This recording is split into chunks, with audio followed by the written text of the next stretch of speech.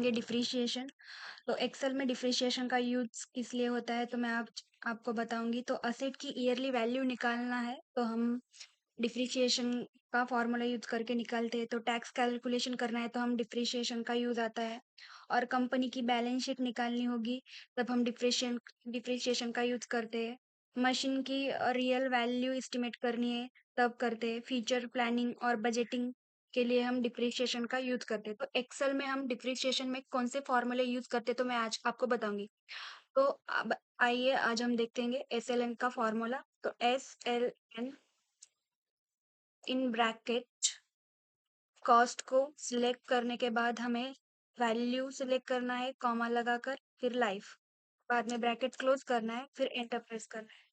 तो मैंने enter press करने के बाद यहाँ F4 का बटन प्रेस करना है क्योंकि F4 का बटन प्रेस करने यहाँ सेलेक्ट करके F4 का बटन प्रेस करने से लॉक होगा ये। तो ये हुआ हमारा लॉक।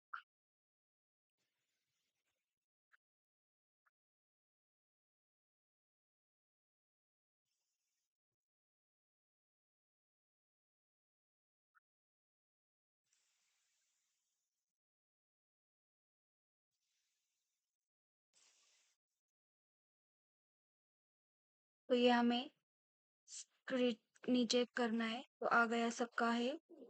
और यहाँ SYD डाल के ब्रैकेट क्लोज करने के बाद यहाँ कॉस्ट को सिलेक्ट करने के बाद कॉमा वैल्यू और कॉमा लाइफ को सिलेक्ट करना है, बाद में कॉमा लगाकर ईयर 1 ईयर सिलेक्ट करने के बाद ब्रैकेट क्लोज।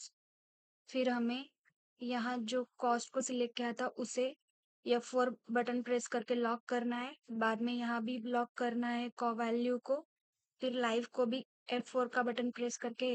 और जो ये वन जो ईयर सिलेक्ट किया है उसे हमें लॉक नहीं करना है क्योंकि यहाँ सभी ईयर्स अलग अलग है, कभी 2 ईयर है कभी 3 ईयर है, इसलिए हमें ईयर को लॉक नहीं करना है। ऐसे ही हम एंटर का बटन प्रेस करते हैं तो ये आ गया हमारा SYD की वैल्यू। तो हमें यहाँ नीचे की तरफ से स्क्रॉल करना है।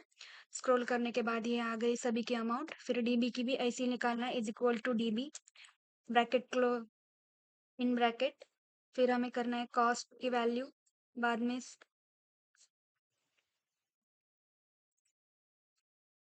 सॉरी, तो मैंने कॉमा लगाकर ईयर सिलेक्ट नहीं किया था। बाद में ईयर सिलेक्ट करने के बाद F4 का बटन दबाना है और लॉक करना है। F4 का बटन प्रेस किया और मैंने सभी वैल्यू लॉक किए। अब मैं ब्रैकेट क्लोज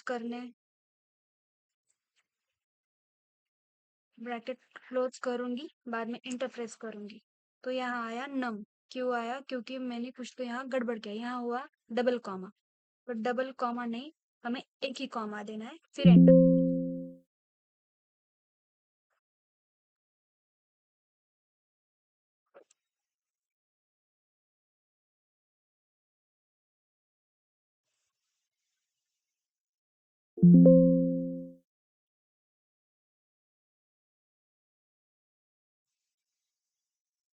अब मैं यहाँ कुछ तो गड़बड़ हो सकता, ये आ गया।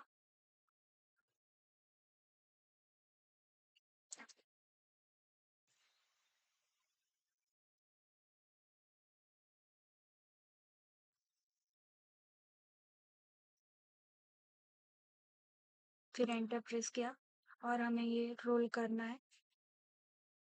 ये रोल हो गया।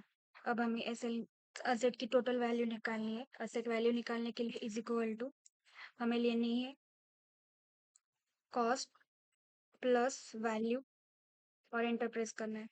इस तरह हमें सभी की वही करना है, कॉस्ट प्लस वैल्यू एंटर। तो हम सभी के इस तरह नहीं कर सकते, इसलिए हमें कॉस्ट को F4 बटन दबाकर लॉक करना है, बाद में वैल्यू को भी F4 बटन दबाकर लॉक करना है।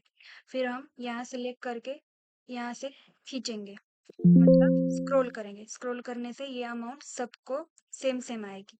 ठीक है, तो मैं यहाँ से यहाँ सभी को स्क्रॉल किया तो सभी को ये अमाउंट आ गए। तो यहाँ इज इक्वल टू ये अमाउंट लेनी है SLN की, बाद में ऊपर की जो कैलकुलेट की थी वो लेनी है डिप्रिशिएशन का ईयर, बाद में एंटर दबाना है माइनस करके। ठीक है। और यहाँ ये वाली अमाउंट लेनी है पहले की, और डिप्रिशिएशन की वैल्यू सेकेंड वाली लेनी है, एंटर प्रेस करना है। इस तरह से हमें यहाँ की वैल्यू और यहाँ की वैल्यू लेस करके इज इक्वल टू दबाना है। इज इक्वल टू थर्ड वाली अमाउंट असेट वैल्यू की लेनी है, माइनस करके डिप्रिशिएशन की वैल्यू लेना है और एंटर प्रेस करना है।